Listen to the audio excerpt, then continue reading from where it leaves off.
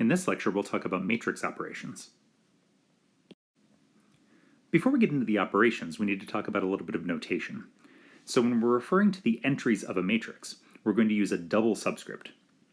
So we write a sub ij, or when necessary, we'll put a comma in between the two numbers to indicate the row and the column that the entry is living in. So for example, here's row 3 of this matrix capital A, and here's column 2. And so a sub 3, 2, that's the entry that is in row 3 and column 2 of this matrix. So don't read that as a 32, read that as two separate numbers, a 3 and a 2. Now when the numbers get large, that's when we might need a comma. So if I were to write something like a sub 1, 2, 3, it's unclear whether that means the entry in row 12 and column 3, or the entry in row 1 and column 23. So if we have a large enough matrix, we might be confused by that. So in that case, we would actually use the comma.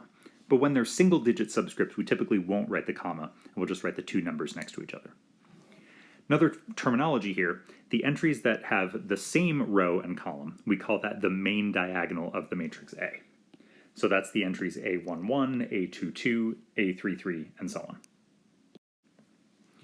There's a couple special matrices I want to talk about. The first is the n by n identity matrix. So that's a square matrix because it's got the same number of rows as columns. And this matrix has 1s on that main diagonal that we were just talking about, and 0s everywhere else. So I1, that's a 1 by 1 matrix with a 1 on the main diagonal. There's only the one entry there. I2 is a 2 by 2 matrix with 1s on the main diagonal, and 0s everywhere else. I3 is a 3 by 3 matrix with 1s on the main diagonal, and 0s everywhere else, and so on. Another special matrix that will come up occasionally is what we call the zero matrix, and that's just the matrix that has zeros for all of its entries.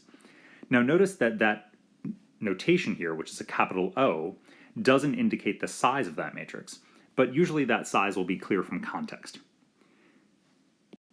Something else that you may sometimes see is you may see the zero matrix written as a number 0. I find that notation confusing because obviously 0 already has a meaning as it's just a number by itself, so I'll typically write the capital O, but you may see the number 0 used for this matrix as well. Now we can start defining operations on matrices. So the sum of two matrices, if they have the same size, so they both have to have n rows and m columns, but the definition is that the sum of those two matrices is performed entry-wise. So the ij entry of A plus B is the ij entry of A plus the ij entry of B. So for example, here we have two matrices that are the same size. They both have 2 rows and 3 columns. And so that means that we can add them together. And the way that we add them together is we just add the corresponding entries together. So the row 1, column 1 entry of the sum of these two matrices is the row 1, column 1 entry of A plus the row 1, column 1 entry of B. So that's just going to be 2 plus 1. The row 1, column 2 entry is going to be the sum of the row 1, column 2 entries, so that's just going to be 0 plus negative 1. And then we continue in the same way. So 3 plus negative 2, negative 1 plus 5, 4 plus negative 4, and negative 6 plus 3. And so when we do all those additions, we get 3, negative 1, 1, 4, 0, negative 3. And that would be the sum of these two matrices. Another operation that we can do is to multiply a matrix by a scalar. And again, this is pretty straightforward. All we're going to do is multiply each entry of the matrix by that scalar. So for example, here we have a matrix A, and if we wanted to find 3 times A, all we're going to do is multiply each entry by 3. So 3 times 2, 3 times 0, 3 times 3, 3 times negative 1, 3 times 4, and 3 times negative 6. And we do all those products, we get 6, 0, 9, negative 3, 12, negative 18. Pretty straightforward. Now with these operations under our belt, we actually have some nice properties that the operations satisfy. The first property here is that the addition operation is commutative. So the order in which we perform the operation doesn't matter. A plus B, B plus A, same thing. The second nice property that we have is that matrix addition is associative. The grouping doesn't matter. If we have A plus B plus C, it doesn't matter if we do the A plus B and then add the C, versus if we do the B plus C and then add the A. The third property here is that we have an additive identity. The matrix O is the additive identity here because adding it doesn't do anything to the matrix A. The next two properties are distributive properties. Multiplying the sum of two matrices by a scalar, we get distributivity, so we can multiply by the scalar individually, and that's the same if we add the two scalars and then multiply by a matrix. And the last property here is a kind of associativity. I'm going to write associativity in quotation marks here, because it's not really quite associativity, because it's not the same operation in each of the sets of parentheses. This r times s, that's just multiplication of two real numbers. That's just multiplication in the set of real numbers. But s times a here, that's multiplying a matrix by a scalar. So it's not really quite the same thing. But it looks like associativity. It has the same visual sense that makes us think of associativity. All right, now we're ready to talk about matrix multiplication. So this is a slightly more complicated operation, and the motivation here is that we want to remember that each matrix represents a linear transformation. So we can define a linear transformation using the matrix A by simply defining T of x to be A times x. So given matrices A and B, which represent their own individual linear transformations, what linear transformation should the product of those two matrices represent? Well, here's the idea. We want to represent A times B, the matrix A times the matrix B, by the composition of those two operations. So in other words, we want this equation, ABX equals ABX, to be the defining property for matrix multiplication. And it's going to turn out that we're not just going to multiply the entries of A by the entries of B like we did for addition. It's going to end up having to be a little bit more complicated. So here's how we're going to derive our matrix multiplication rule. We're going to give names to the columns of capital B. So little b1, little b2, and so on. Those are the columns of B. So that capital B times x, as we know, multiplying a matrix by a vector just gives us a linear combination of the columns of that matrix. So if the x1 and x2 and so on are the entries of the vector x, then x1 times b1 plus x2 times b2, that's what it means to multiply the matrix capital B times the vector x. So now we're going to multiply this bx by a. And so all we've done here is take this expression for bx and substitute it in for bx in this next equation. And now we're using algebraic properties of matrices multiplied by vectors. This is a distributive property, which lets us distribute the multiplication by a across all the individual vectors. And then another one of our properties that we had is that we can take scalars, and each of the individual x's is a scalar, and move it outside the multiplication. So we have as x1 times ab1, x2 times ab2, and so on.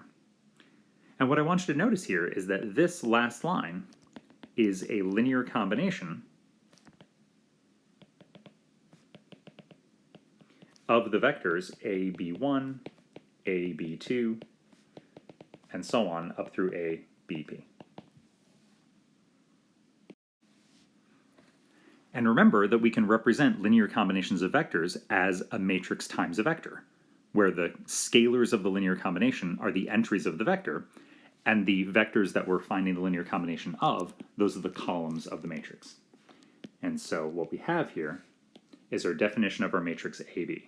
So this matrix here, whose columns are the capital A times the little b's, that's our definition of capital A times capital B. Now there's an important note here. In order for this to make any sense, in order for capital A times little bi to be defined, any matrix times any vector, for that to be defined, the number of columns of the matrix has to equal the number of entries of the vector. And so that means that the number of columns of the matrix capital A has to equal the number of rows of the matrix capital B.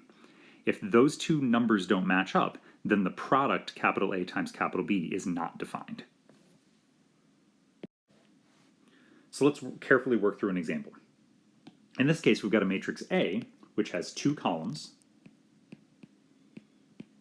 and a matrix B, which has 2 rows. And since those numbers match up, that means that the product A times B will be defined. And the way that we defined that is that A times B, the columns of that matrix, are going to be the matrix capital A times each of the individual columns of the matrix capital B. Since B has 3 columns, there's B1, there's B2, and there's B3. Our product matrix AB is also going to have 3 columns, the matrix capital A multiplied by each of those columns of capital B. So all we need to do is figure out those columns individually. So A times B1, that's the matrix A, which is 2, 3, 1, negative 5, multiplied by the vector B1, 4, 1. And now remember that we had a quick rule for multiplying a matrix by a vector. We go across the rows of the matrix and down the column of the vector. So we get 2 times 4 plus 3 times 1, that's 11. 1 times 4 plus negative 5 times 1, that's negative 1. And so that vector becomes the first column of our product matrix. Next, we figure out A times B2. So that's the matrix A, 2, 3, 1, negative 5, multiplied by the second column of the matrix B, 3, negative 2. And again, we go across the rows of the matrix and down the column of the vector. 2 times 3 is 6, 3 times negative 2 is negative 6, add those together, I get 0. 1 times 3 is 3, negative 5 times negative 2 is positive 10, 3 plus 10 is 13. And so 0, 13, that's the second column of our product matrix. Finally, we take A times B3, 2, 3, 1, negative 5, multiplied by 6, 3. 2 times 6 is 12, 3 times 3 is 9, 12 plus 9 is 21. And then 1 times 6 is 6, negative 5 times 3 is negative 15. Add those together, I get negative 9. So 21, negative 9, that becomes the third column of my product matrix. So this right here, that is capital A times capital B. Now this may seem a little tedious, but we can piggyback on the quick rule that we had for multiplying a matrix by a vector to find a quicker way to find the product of 2 matrices. So when we have 2 matrices where the product is defined, where the number of columns of the first matrix matches the number of rows of the second matrix, then what we can do is go across each row of the first matrix and down each column of the second matrix, multiplying corresponding entries and adding the results. And that's essentially what we just did in that previous example. We just did it one column at a time rather than doing it all at once. Finally, one quick observation. We've seen that the jth column of the product AB is the matrix A times the jth column of the matrix B. So we can look at the rows of the product matrix and realize that the ith row of AB is the ith row of A times the matrix capital B. So again, when we figure out the product of 2 matrices, we go across the rows of the first matrix and down the columns of the second matrix. And so this just represents that, thinking of the ith row of AB. So this idea of writing row sub I of A, in some texts, we won't do it this way, but just so that you know, in some texts, when you have a row vector like this, so when you have entries that are in a matrix that has 1 row and n columns, some texts and some books will think of that also as a vector, as a so-called row vector. That's not something we will talk about. So all of our vectors are column vectors, but you will sometimes see vectors written as rows. I think it's just confusing to have some vectors being rows and some vectors being columns. So just for consistency, all of our vectors will be columns, but just as a heads up, you may see that if you look in other books or other texts.